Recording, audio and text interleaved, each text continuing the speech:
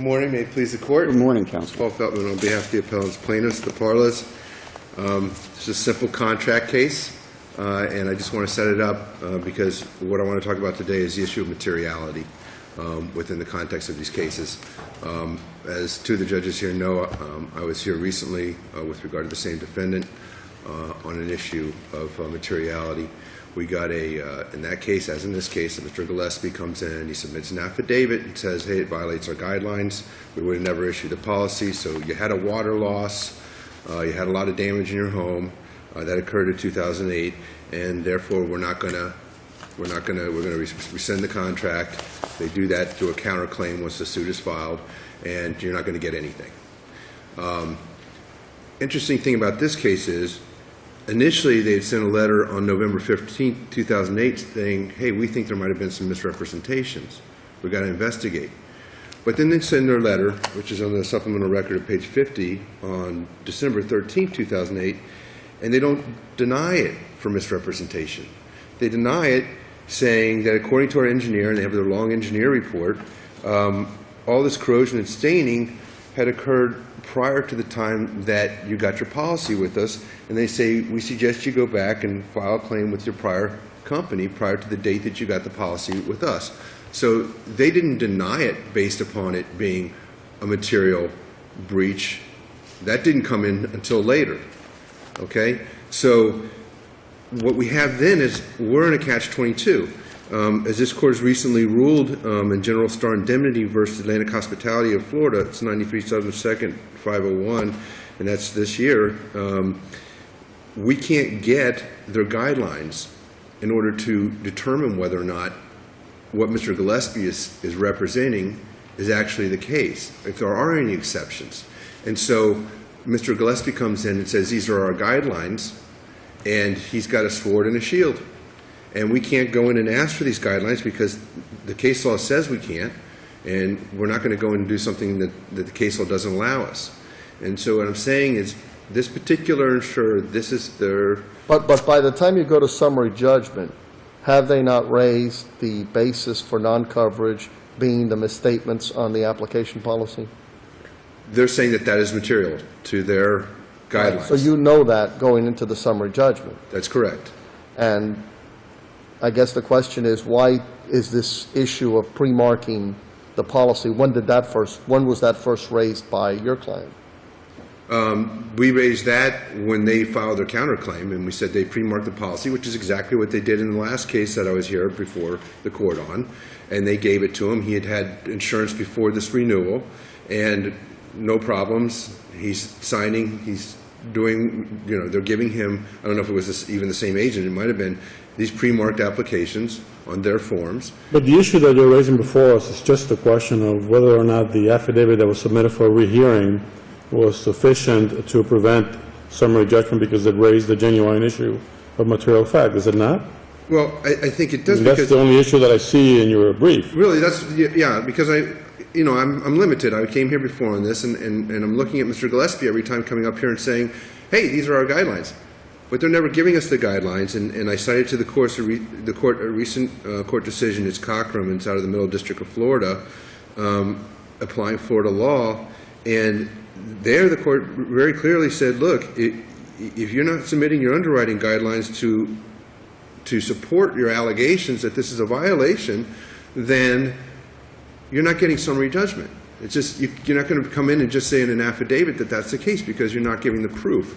Why is that if on a number of cases insurance companies are able to say a misstatement on the application, and in fact most applications have a clause that say, misstatement, we could deny coverage because of this.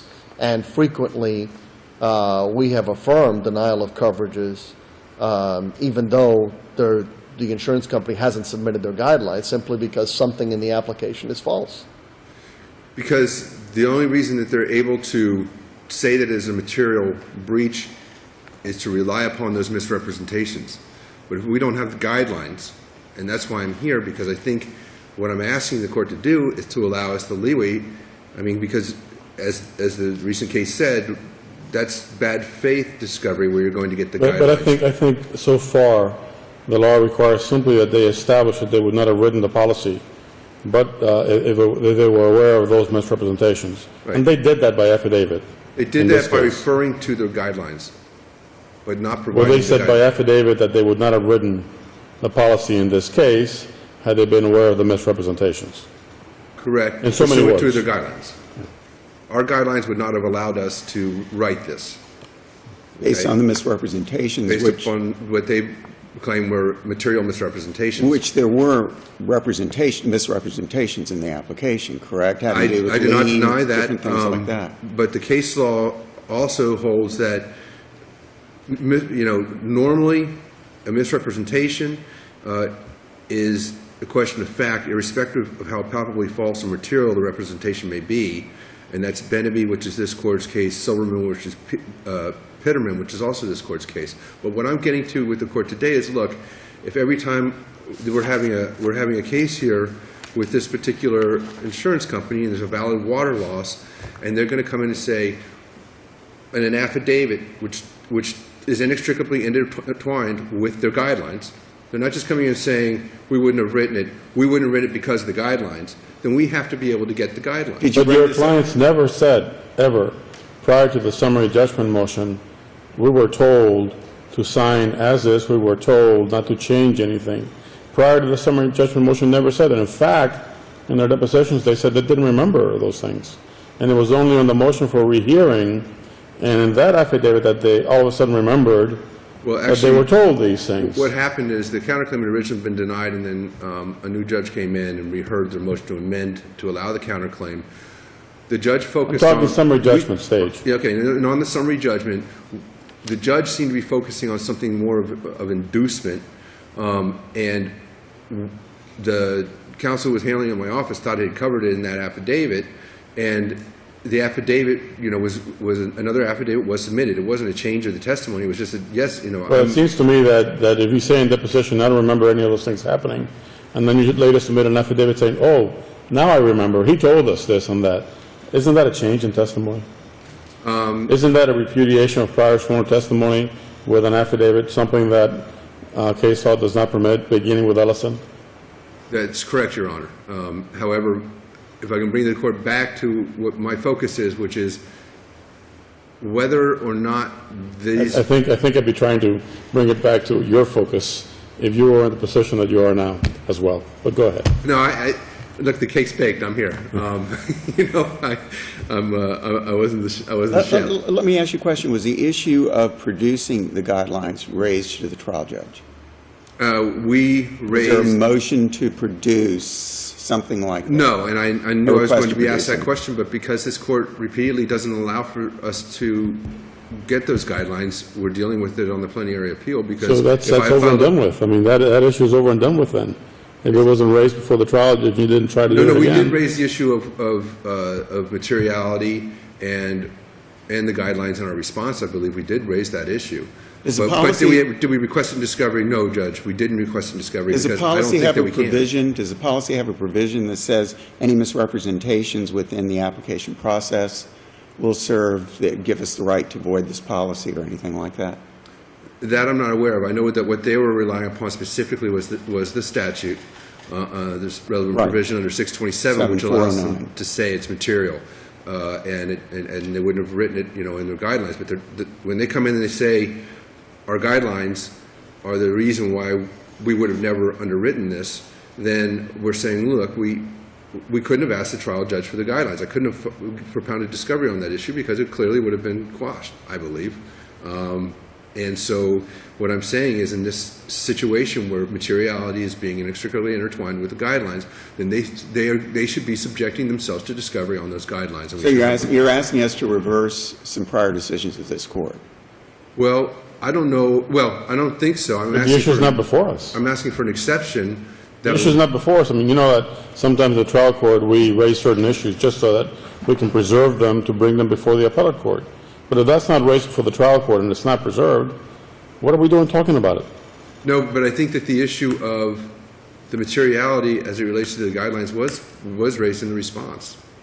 So, Maybe but the we issue- didn't propound discovery. You're correct. If that was the thing that wasn't done, then that we have to do next time, it has to be denied so that I come up on a plenary appeal so that it can be addressed at that time.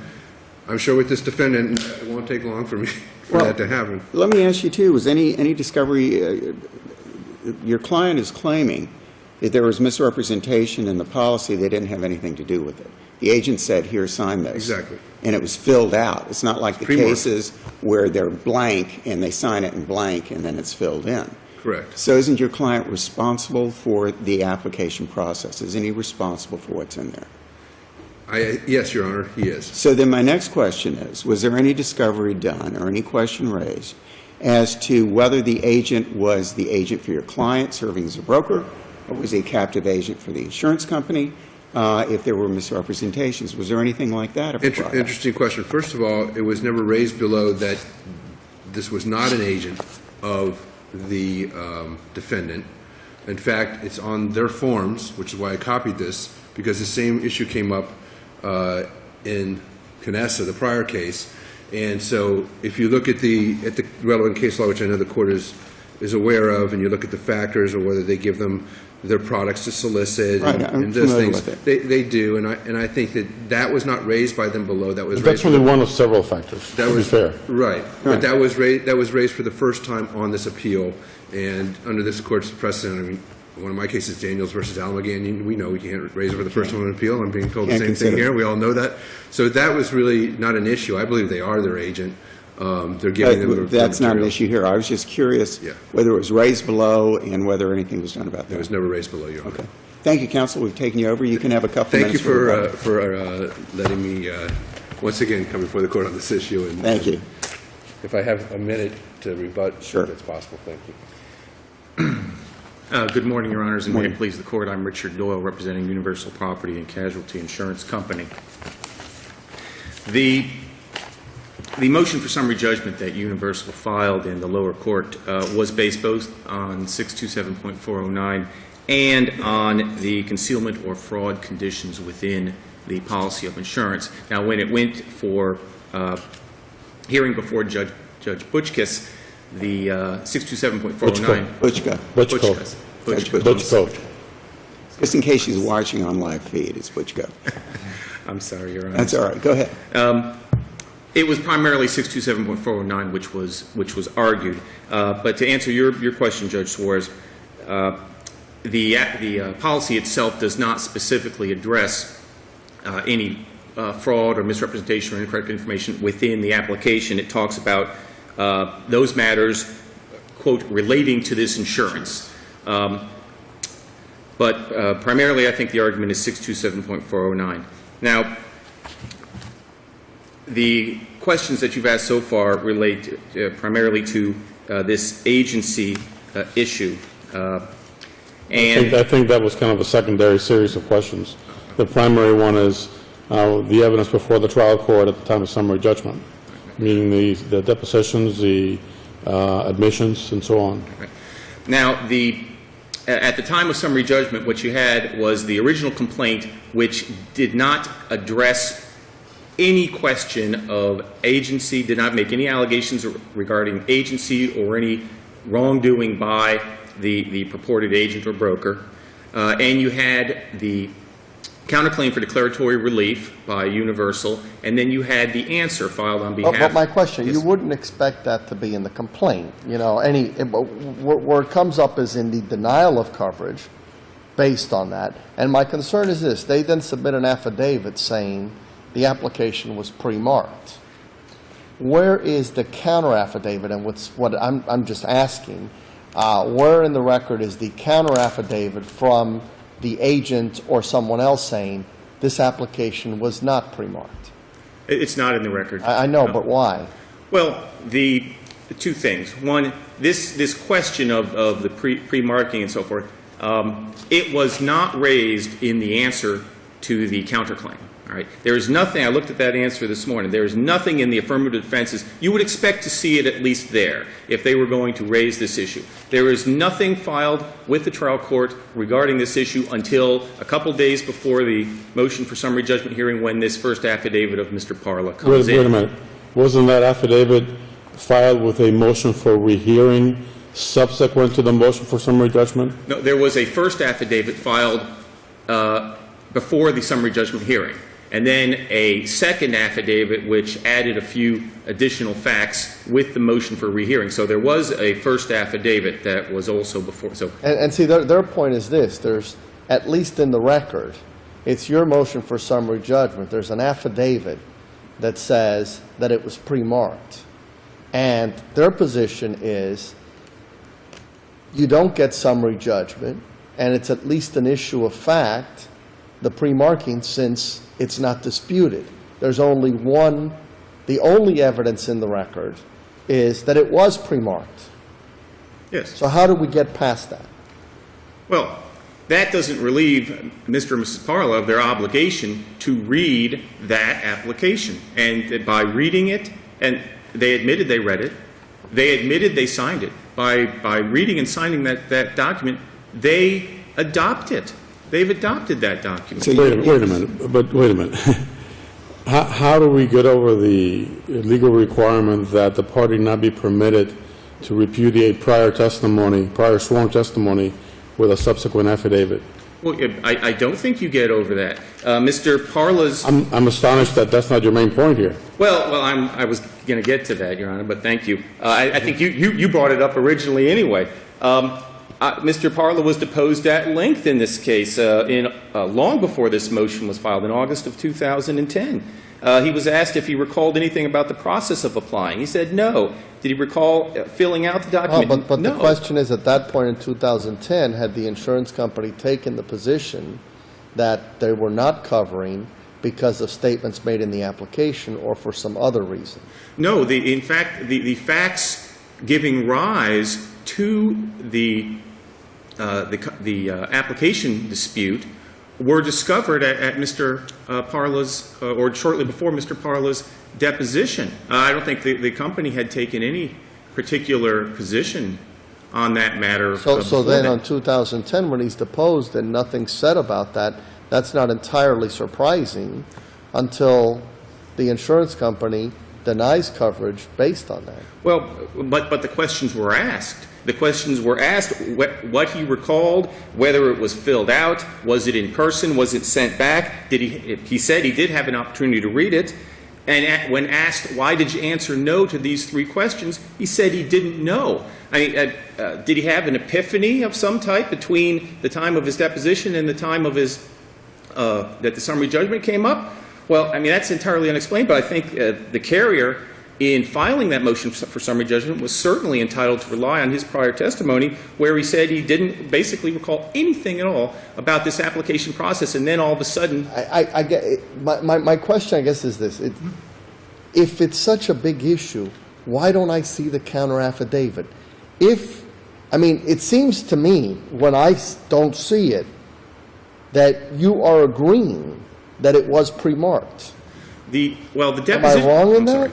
The deposition of the agent, Yeah. Beatriz Jimenez, was taken Right. in this case, and it was not filed by either party. It wasn't part of the record, was And it? it's not in the record. It's not in the record. So the only testimony you have is the testimony of this gentleman saying he doesn't remember anything about filling out the application. Yes. Then you made the he's discovery- saying that it was pre-marked. And now Yeah, he and- comes up and...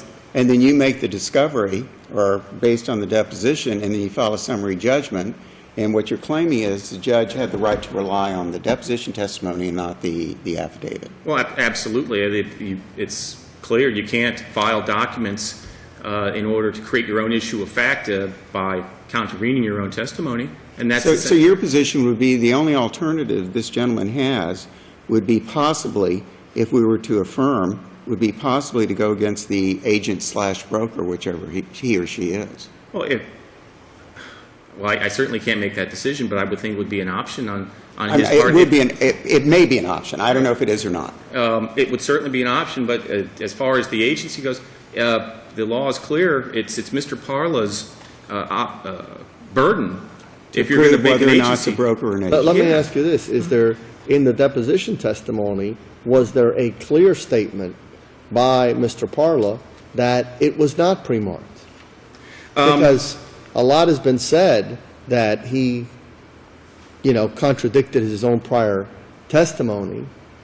If you don't mind, Judge, I think the question was exactly asked, and I can read it to you.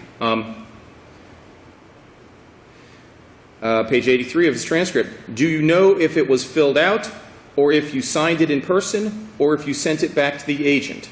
Answer, I don't recall. Then that's my point. I mean, it doesn't when you contradict testimony, I understand what you're saying. It's not consistent. What you're saying is the affidavit, the later affidavit, is not consistent with his earlier testimony. It's not really contradicted. Well, Insofar as he didn't say, I filled it out, and then he later said, no, it was pre-marked. He just didn't remember in the deposition, and then, as you say, he may have had an epiphany later on. Well, respectfully, I don't believe epiphanies are permitted when you have taken a It position. happened right before summary judgment, man. Well, with amazing regularity, unfortunately. But you have a position where he says, I don't remember, and now I do remember. And I think that's the dichotomy that really prevented the trial court correctly from considering those second Let me ask you a question just from an informational standpoint. I'm a little concerned with, and it's not really an issue here, the issue that was raised by appellant here in oral argument, because it occurred to me while I was going through this. When an insurance company produces an affidavit saying, this would be a material misrepresentation, therefore we wouldn't write the policy, and or it would be a lot higher premium or something like that. So how does an insured go about verifying that if they can't get a copy of at least that portion of the guidelines? Well, within the context of this case, we don't know, because there was never a discovery request made Gotcha. for those guidelines. Okay. So, I mean, there's nothing here. In the context of this case, we have no idea. We don't know anything, but here's what I do know. I do know if the court adopted the appellant's position here, you'd never have a summary judgment based on a material misrepresentation. And Why not? Why not? Why not? Well, the first thing he said is that whether or not it's a material misrepresentation is always an issue of fact. That's not the case, it's our position, when you have undisputed facts, such as you have in this case. And I would just point the court to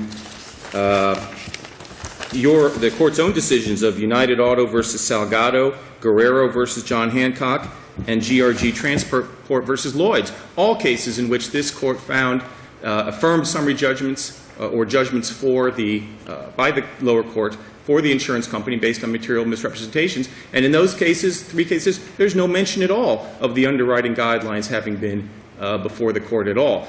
You got that one case out of the federal court that they've mentioned where they just happened to provide the guidelines. Mr. Gillespie's affidavit, the vice president of underwriting for this company, is based on personal knowledge, and I don't mean to take issue, but what Mr. Gillespie actually said in his affidavit was that the questions were material to the acceptance of the risk or to the hazard assumed in insuring for the premises, and if they'd been answered correctly, the company in good faith would not have issued the policy. It doesn't say anything about the guidelines. That's his personal knowledge based on his position as vice president of the company. Doesn't it have to be based on guidelines, underwriting guidelines from the company, though? Not just his personal sitting in his office thinking, you know what, I wouldn't accept that risk. And maybe the guidelines say, yes, I will accept that risk. I'm a little baffled by this.